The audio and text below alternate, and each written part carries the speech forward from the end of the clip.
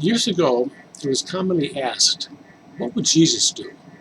There were even bracelets with four little cubes on them with the letters WWJD. What would Jesus do?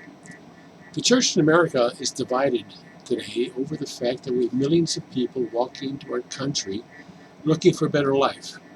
Does this mean that our government should just take care of them?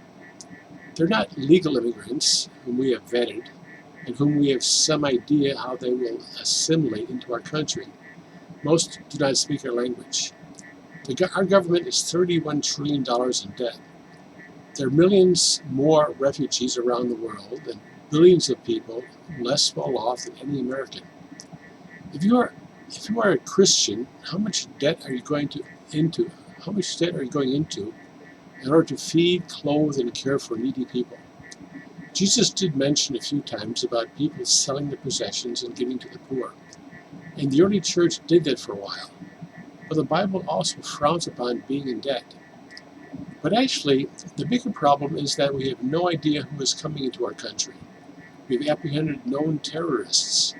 Did Jesus mean that we should open our country up to anybody in the world who can get here, and we will take care of them? The fact is that the border situation is entirely out of control. People can be bringing in deadly transmittable diseases.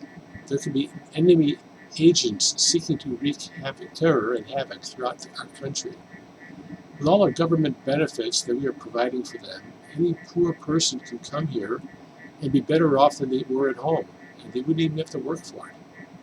The job of our elected leaders is to take care of the American people above those of other countries. Like your family takes care of your own children before you take care of the other kids in the block. That doesn't mean that you hate all the other kids. You just hope your neighbors are taking care of their own kids. The role of our government is, among other things, number one, to form a more perfect union. We are more divided than at any time in our history. The government is responsible for that. At least they are not doing nothing to slow that down. Two, ensure domestic tranquility. Our government is fomenting hate and division as it tries to indoctrinate our children to despise our country and by constantly focusing on race and all the bad things in our past so that we lose sight of all the good in our country. And three, promote the general welfare. This doesn't mean giving people money.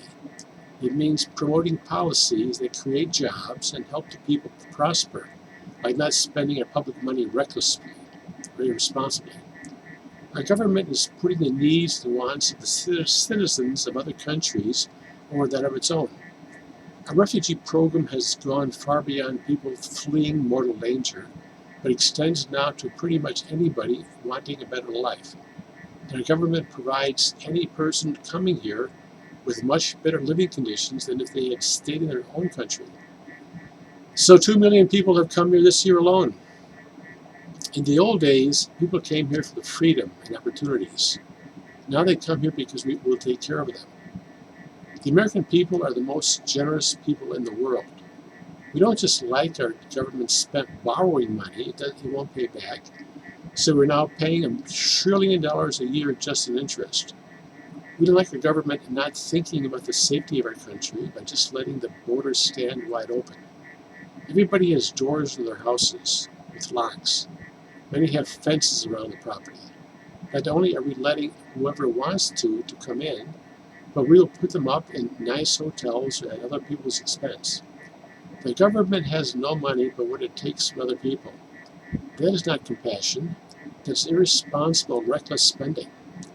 Compassion is when you give to others out of your own possessions and money. It is not compassion to take somebody else's credit cards and just doling it out so lavishly that you are drawing more crowds who want the same things.